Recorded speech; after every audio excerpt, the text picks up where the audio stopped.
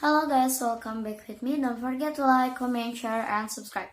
Furthermore, the energy crisis in the European region remains on the agenda, pushing many costs upward. In addition, the dollar continued to strengthen in global markets, exercising pressure on the correlation between BTC or USD and ETH or USD. The author does not have any of the securities mentioned in this article.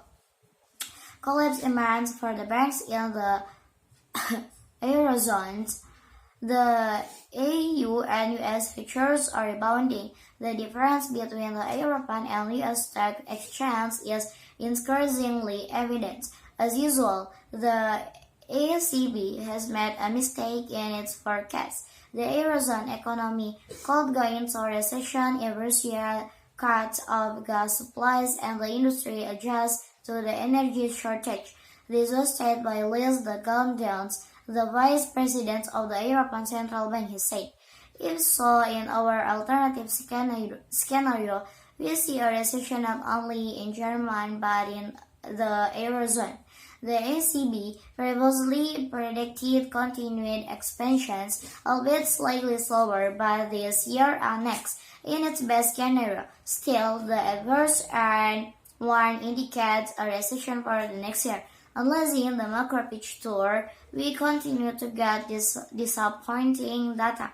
Investor sentiment the Eurozone slipped in July to its lowest level since May 2020, indicating an inevitable recession in the 19 states. The Sentix index for the Eurozone fell to until 26 from 15 in June. A research poll had predicted a reading of 19 points for July.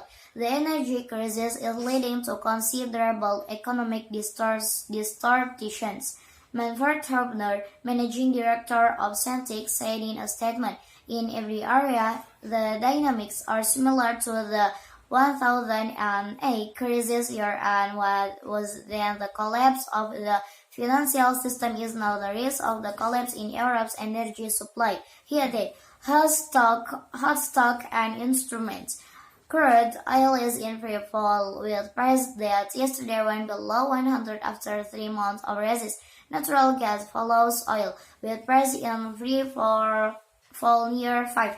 Unicredit, Intesa Sanpaolo, the Financial Times reports that the ECB is considering super subsidized loans granted recently to recruiting banks, or TLTRO, as a result of the regulations of the mechanism and the trend of rates. Earnings are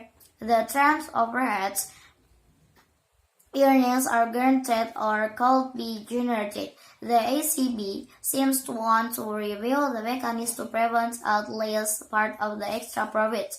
The European Bank asked for over 2,000 billion. The Italians about a quarter of these figures. Next, the joint ventures with the Greek Alpha Banks has been completed, which gives life to Nexi Payments Greece, a new company for the management of digital payments on the Greek market.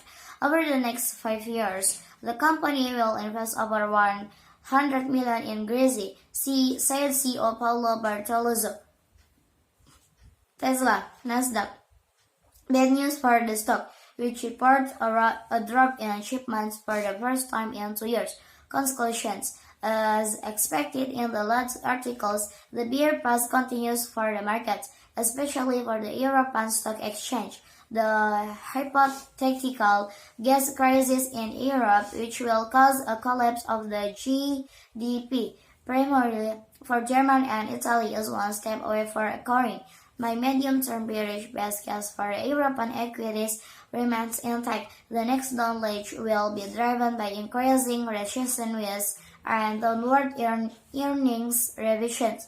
Regarding oil, it is true that a possible recession would cause a collapse in demand, but considering a quarterly time horizon, the situation is interesting. Many countries have shown that they do not respect their production commitment due to reduced investment in past years that do not allow them to achieve reduction targets.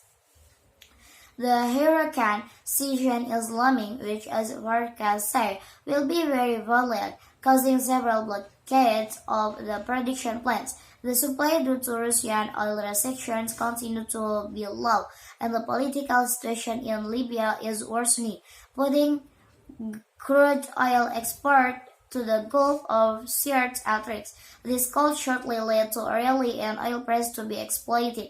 On natural gas, the market was exaggerated downwards or upwards, with the crisis in Freeport, one of the largest export plants, which due to an accident will remain offline until September. A significant domestic oversupply has been created depressing prices.